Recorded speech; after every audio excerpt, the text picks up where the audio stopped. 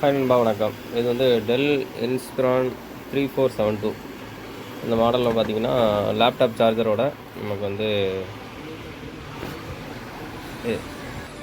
Laptop charger மாடலில் வந்து power adapter வரும். இந்த மாடல் நமக்கு வந்து மோஸ்ட் இஷ்யூ என்ன வரும்னா, கம்ப்யூட்டர் வந்து ரீஸ்டார்ட் ஆகிட்டே கிடக்கும். நல்லா தான் ஓஎஸ் வந்து பூட் பண்ணி திரும்ப வந்து நம்ம இன்ஸ்டால் பண்ணாலும் இந்த மாடலில் மோஸ்ட் கம்ப்ளைண்ட் வந்து நமக்கு அதுதான் வந்து வரும். ஓஎஸ் போட்டிங்கன்னா ஒரு மாதத்துக்கு கரெக்டாகும், பலபடி வந்து கம்ப்ளைண்ட் வரும். இதை சால்வ் பண்ணுறதுக்கு என்ன பண்ணுறேன்னு பாருங்கள். பவர் ஆன் பண்ணிக்கோங்க. F2 செட்டப்புக்குள்ளே போகிறதுக்கு டெல் இன்ஸ்பிரானில் ஃபங்க்ஷன் பட்டன் F2 ப்ரெஸ் பண்ணிட்டே இருங்க. நமக்கு வந்து டிஸ்பிளே பார்த்திங்கன்னா F2க்குள்ளே என்ட்ரு ஆயிரும். ஓகே நண்பா, இந்த மாதிரி எரர் வருதுன்னா சொல்கிற மெத்தட் பாருங்கள். இதில் பூட் ஆப்ஷனுக்குள்ளே போய்க்கோங்க. பூட் ஆப்ஷனில் போயிட்டிங்கன்னா file browser add boot option சொல்லிட்டு ஃபஸ்ட் ஆப்ஷன் வந்து வரும். இந்த ஆப்ஷனில் நமக்கு வந்து ஃபைல் ஆடில் போனால் டிலீட் பண்ணிக்கூடாது. ஆடில் போய்ட்டு ஃபஸ்ட்டு இதில் போங்க.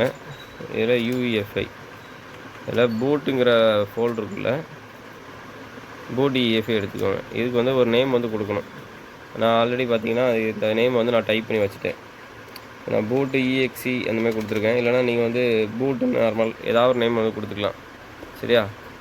இப்போ பார்த்தீங்கன்னா நான் ஆல்ரெடி கொடுத்து சேவ் பண்ணிட்டேன். அதில் வந்து வரக்கூடிய பேர் தான் வந்து பூட் x64.efa செலக்ட் பண்ணி அதே நேமை கொடுத்து நான் சேவ் பண்ணி வச்சுருக்கேன். இதை வந்து பூட் ஆப்ஷன்லேயும் ப்ரையாரிட்டியில் எடுத்து வச்சுட்டேன்.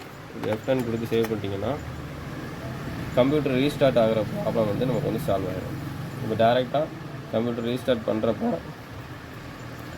டேரெக்டாக SSDக்குள்ளேயே நமக்கு வந்து போயிடும். இந்த மாதிரி பிரச்சனை இருக்குன்னா நீங்கள் இதில் போய் ஆட் பண்ணி இது பண்ணிக்கோங்க.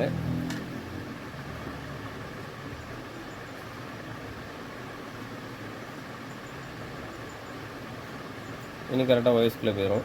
ஓகே நண்பா, தேங்க்ஸ் ஃபார் வாட்சிங். இந்த வீடியோ பிடிச்சி யூஸ்ஃபுல்லாக இருந்தால் இதில் கமெண்ட் பண்ணுங்கள், லைக் பண்ணுங்கள், ஷேர் பண்ணுங்கள்.